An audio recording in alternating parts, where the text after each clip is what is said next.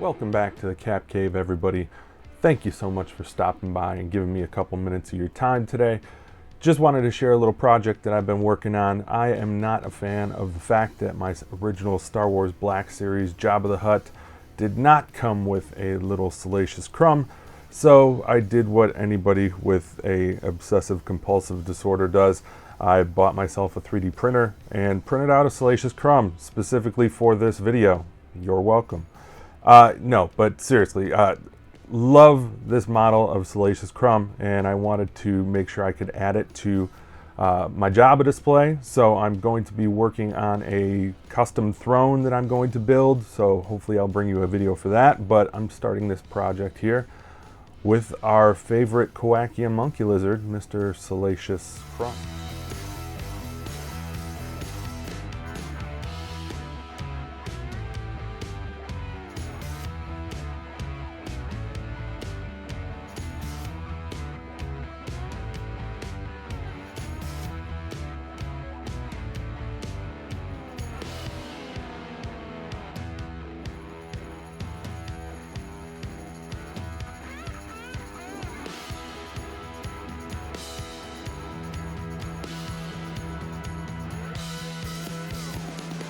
Alright, so I had put 2 coats of my khaki onto Mr. Crumb here, and now I was adding some of the red to the pillow. I like to work my way back, and the reason I do is because more than likely you are going to have some little goofs along the way.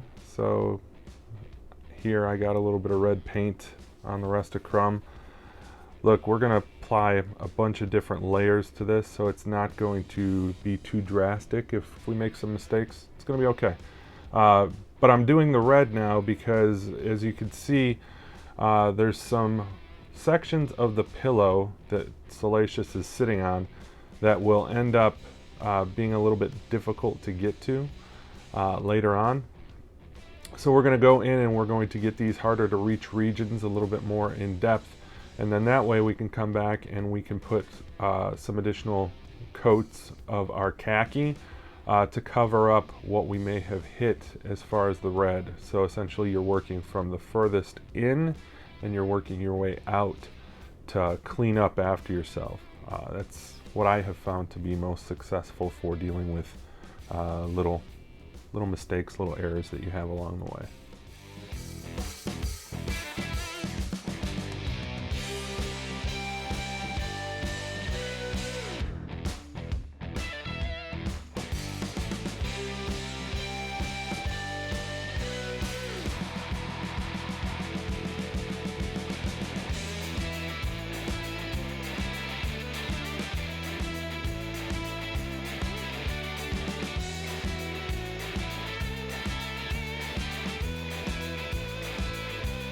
Obviously, Jabba's palace isn't the most hygienic place in the galaxy, so we need to dirty up this pillow a little bit. I'm gonna go ahead and add a little bit of black and then combine that with the red to give us a little bit of a grungy, dingy effect.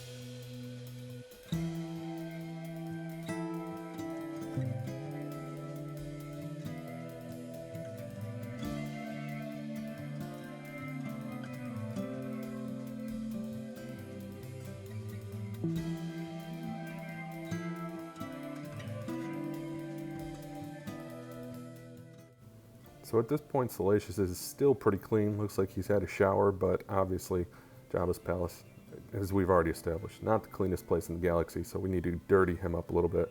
I'm doing that with just a little bit of black and brown paint mixed together.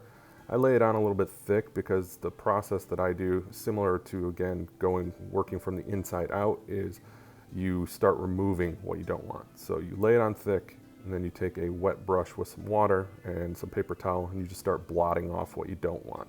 But allow all the dirt and grime to work its way down into the cracks and crevices of the model.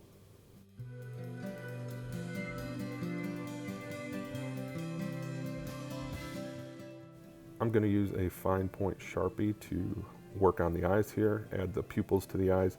Didn't work as well as I wanted it to. I might use a extra fine tip in the future, but it got the job done. Eyes didn't turn out too bad, so happy with the results.